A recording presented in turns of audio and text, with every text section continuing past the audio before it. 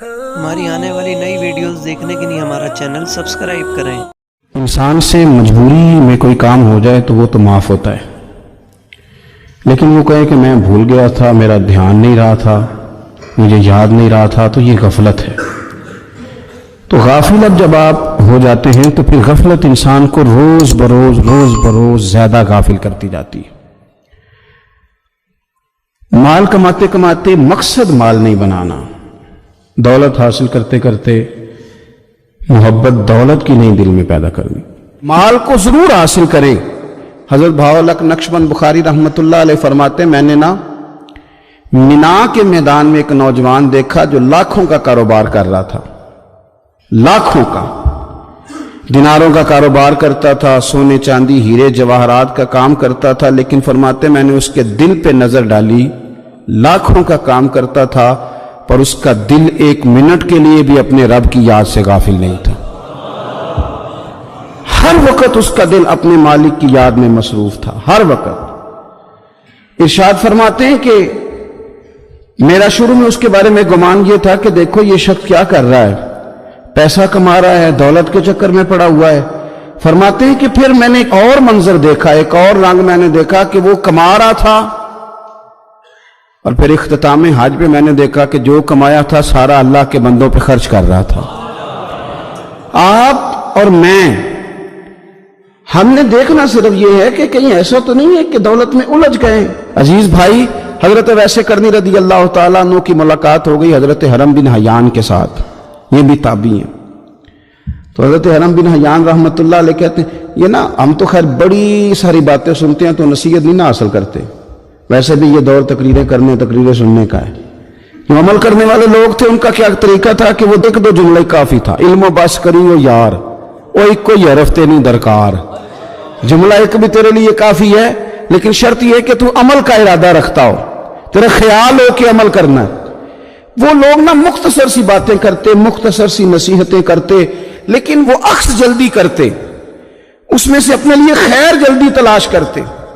حضرت حرم بن حیان کی ملاقات ہوئی حضرت اویس کرنی رضی اللہ تعالیٰ عنہ کے ساتھ، تو حضرت حرم بن حیان کہتے ہیں میں نے عرض کی حضور میں کسی ملک میں جا کے رہنا چاہتا ہوں، کہیں سکونت اختیار کرنا چاہتا ہوں، یہاں سے ہجرت کرنا چاہتا ہوں، تو مجھے کوئی آپ مشورہ دے میں کہاں جاؤں؟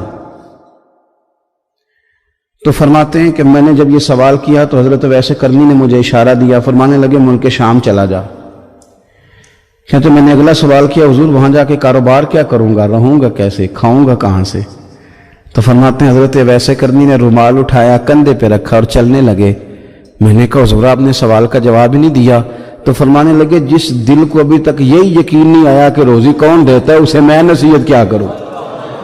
میں تجھے نصیحت کروں جسے آج تک یہی نہیں پتا کہ روزی کون دیتا ہے؟ تو ابھی تک اپنے دل کو پکا ہی نہیں کر پایا کہ روزی رب دیتا ہے؟ او خدا کے بندے کیا نصیحت کروں تجھے؟ تو ابھی تک یہاں اڑا ہوا ہے۔ تیرا جو توکل ہے وہ مضبوط ہونا چاہیے، تیرا بھروسہ اپنے رب کی ذات۔ تو غافل ہو گیا اللہ سے، تو نے اسباب پر بھروسہ سارا کرنا شروع کر دیا۔ اسباب اختیار کیے جاتے ہیں، بھروسہ رب کریم پہ کیا جاتا ہے۔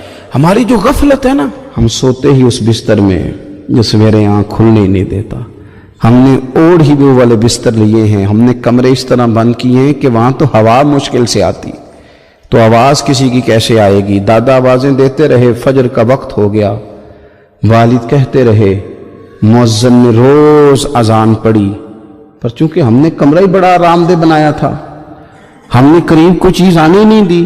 یہ تھوڑے دن پہلے ہمارے شہر کا واقعہ، ایک صاحب نے ضلع گجرانوالہ کے ایک گاؤں میں ایک صاحب نے کیا کیا ہے، انہوں نے کہا کہ جناب میں تمہیں روز منع کرتا ہوں کہ اذان پڑھا کرو، بعد میں نعت نہ پڑھا کرو، سونا ہوتا ہے، اذان ہو گئی ختم ہو گئی، تمہیں ایک نعت بھی سناتے ہو۔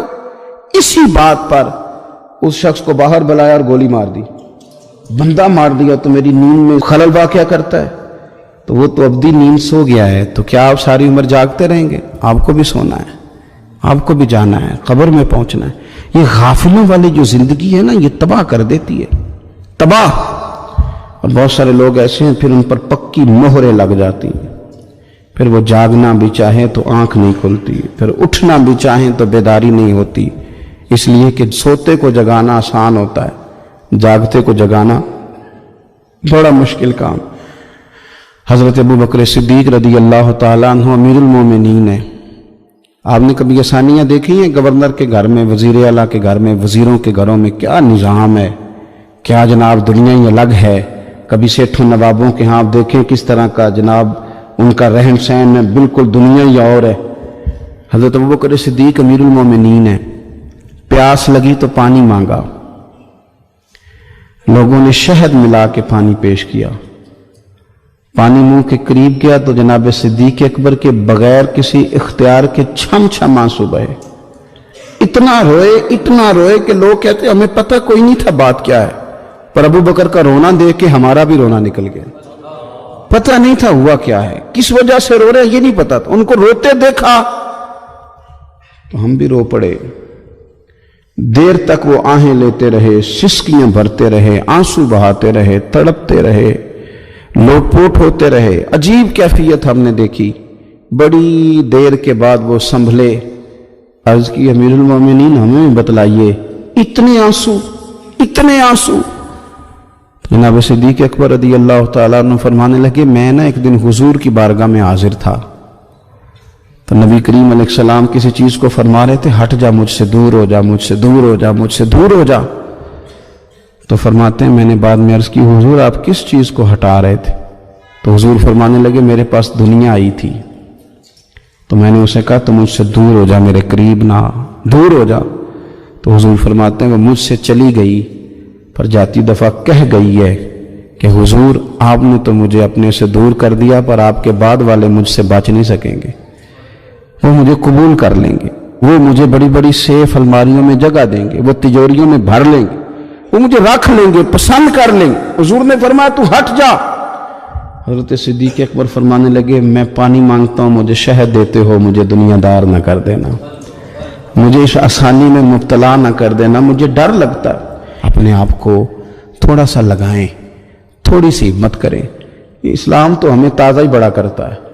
کہتا ہے تیری آنکھ کھل گیا نا تو ذرا وضو تو کر اٹھ کے, کیوں؟ تاکہ تیری غفلت ختم ہو. فجر کی نماز پڑھی تھی, ناشتہ کیا تھا, کام کار پہ گئے تھے, بس لگا تھا کام سے دل لگنے تو زور کی اذان ہو گئی. کہا تو واپس آ جا, غافل نہ ہو جانا, آ جا تھوڑی نماز پڑھ جا. تو پھر یہ آیا تھا, نماز اس نے پڑھی تھی, اب یہ واپس گیا تھا تو شام ہونے لگی تھی. شام ہوتے ذرا بندے کا وجود تھکنے لگتا ہے, تو طبیعت اس کی تھکنے لگی تو اسے کہا نہیں کہیں تجھے تیرا وجود ذہن غافل نہ کر دے, آ جا عصر بھی پڑھ جا کے. تو یہ واپس گیا تھا کہ وہ پھر غلبہ ہونے لگا تھا اس پر.